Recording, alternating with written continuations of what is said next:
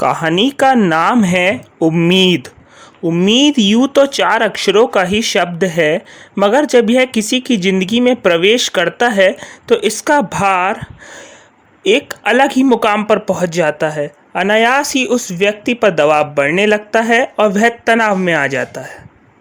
कहानी की शुरुआत एक मेट्रोपॉलिटन शहर से होती है, जहां पर एक मध्यम वर्गीय परिवार एक छोटे से घर में रहता है। इन बड़े शहरों का मायाजाल अलग ही प्रकार का होता है। यहाँ पर आदमी समाज में अपना एक मानक स्थापित करने के लिए देखा देखी की दौड़ में उतर जाता है। ठीक ऐसी ही स्थिति इस परिवार के साथ भी होती है। इसका मुखिया ऋण लेकर अपना घर, गाड़ी और बच्चों की स्कूल की शिक्षा करा रहा होता है।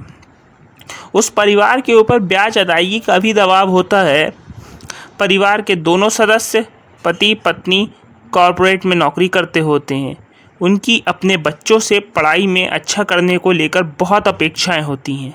इन्हीं अपेक्षाओं के चलते बच्चों पर हमेशा ये दबाव बना रहता है कि कब उनके माता पिता उनको डांटने लगेंगे, कब उनकी तुलना दूसरे बच्चों से करनी शुरू कर दी जाएगी।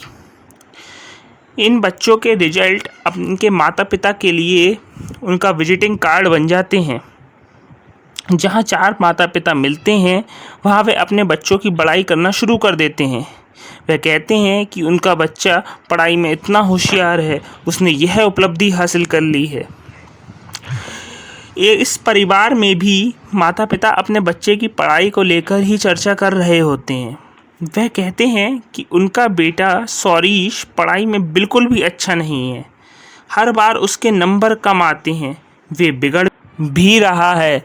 ऐसे में उसको इतने बढ़िया स्कूल में पढ़ाकर कोई फ़ायदा नहीं है। कई बार उसे समझाया कि मेहनत करे, लेकिन वह नहीं सुनता है।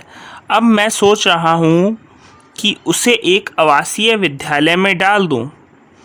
घर वालों से कुछ दिन दूर रहेगा तो उसे समझ आएगी।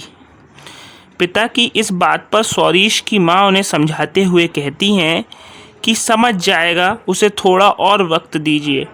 पिता कहते हैं कि उनकी बेटी पढ़ने में कितनी होशियार है, ऐसे में उस पर पढ़ाई का ज़्यादा खर्च करना उन्हें उचित लगता है। वैसे भी हम पर ब्याज अदायगी का बहुत बोझ बढ़ता जा रहा है।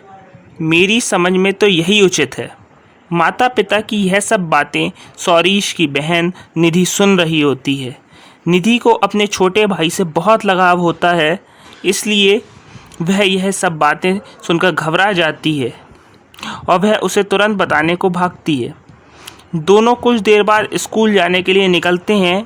तभी निधि सौरीश को यह सब बातें बताती हैं। सौरीश को भी मन ही मन इस बात की चिंता होने लगती है कि अब उसका क्या होगा। स्कूल के बाद वह अपनी बहन निधि का इंतज़ार करते समय अकेला बैठकर यही सब सोच रहा होता है। वह सोच रहा होता है कि उसके जीवन का अब क्या उद्देश्य है। वह क्या केवल गालियाँ खाने के लिए ही आया है? आखिर मेरे जीवन का क्या मकसद है? वह सोचता है कि नहीं लगती मुझे पढ़ाई लिखाई अच्छी, तो क्या इसका मतलब मैं किसी लायक नहीं हूँ? पिताजी की रोज़ रोज़ की इस तुलना से मेरा जी भर गया है। इन सब की वजह से सौरीश चिड़चिड़ा और गुस्सैल भी होता जा रहा होता है। उसकी बहन को आने में कुछ देर लग जाती है, लेकिन जब वह पहुंचती है तो सौरीश उस पर भड़क उठता है। वे निधि से कहता है कि तुम्हें कितनी देर लग जाती है। उसके बाद वे दोनों घर चले जाते हैं। अगले दिन सौरीश का 8वीं कक्षा का रिजल्ट आना होता है। वह पहले से ही बहुत घबराया हुआ होता है। रिजल्ट आने के बाद उसकी सिट्टी पिट्टी गुम हो जाती है, क्योंकि वह फेल हो चुका होता है। अपने माता पिता को जब वह शाम को अपना रिजल्ट दिखाता है तो उसके पिताजी उस पर भड़क उठते हैं और उसे 2-3 थप्पड़ मार देते हैं। सौरीश की माँ और बहन निधि उसे पिता की मार से बचाने की कोशिश करते हैं। सौरीश और भी दुखी हो जाता है। वह घर के नीचे बने पार्क में जाकर बैठकर रोने लगता है। बीता दिन उसके जीवन का बड़ा ही पीड़ा देने वाला दिन होता है। सौरीश के पिता अब उसे उसकी दादी के घर छोड़ने का मन बना लेते हैं और वह अगले दिन ही उसे अपनी दादी के घर छोड़ आते हैं। दादी के यहाँ पहुँचकर जब सौरीश बाहर सड़क पर निकलता है तो वह देखता है कि एक गाड़ी वाला एक बूढ़ी अम्मा को टक्कर मार के निकल जाता है और वह अम्मा सड़क पर गिर जाती हैं। सौरीश जल्दी से उन अम्मा के पास पहुंचकर उनको उठाता है, उनकी मदद करता है और उन्हें बैठाकर पानी पिलाता है। सौरीश के इस कार्य की वहाँ एकत्रित सभी लोग सराहना करने लगते हैं। उसे भी यह कार्य करने के बाद बहुत खुशी मिल रही होती है। वह सोचता है कि लोगों की मदद करके वाकई आनंद मिल रहा है। उसके कुछ दिन बाद रोड पर एक चोर एक औरत का बैग चुराकर भाग रहा होता है। सौरीश यह देखकर उसे पकड़ने के लिए उसके पीछे भागता है।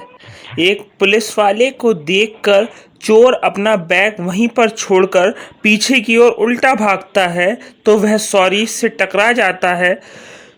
सौरीश चोर को पकड़ लेता है और महिला को उसका बैग वापस दिलाता है। 2-3 साल बाद दादा दादी के घर के पास ही सौरीश एक सेठ के यहाँ काम कर लेता है। सेठ क्या काम करने के साथ साथ वह लोगों की मदद भी करता रहता है। सौरीश हर हफ्ते गांव के बाहर बैठे गरीब लोगों को भोजन भी कराता है और उन्हें कुछ धन भी देता है जिससे वे अपनी ज़रूरतों को पूरा कर सकें। धीरे धीरे सौरीश समाज सेवा के कार्य में बहुत बड़े स्तर तक पहुंच जाता है। उसे राष्ट्रपति पुरस्कार से सम्मानित भी किया जाता है।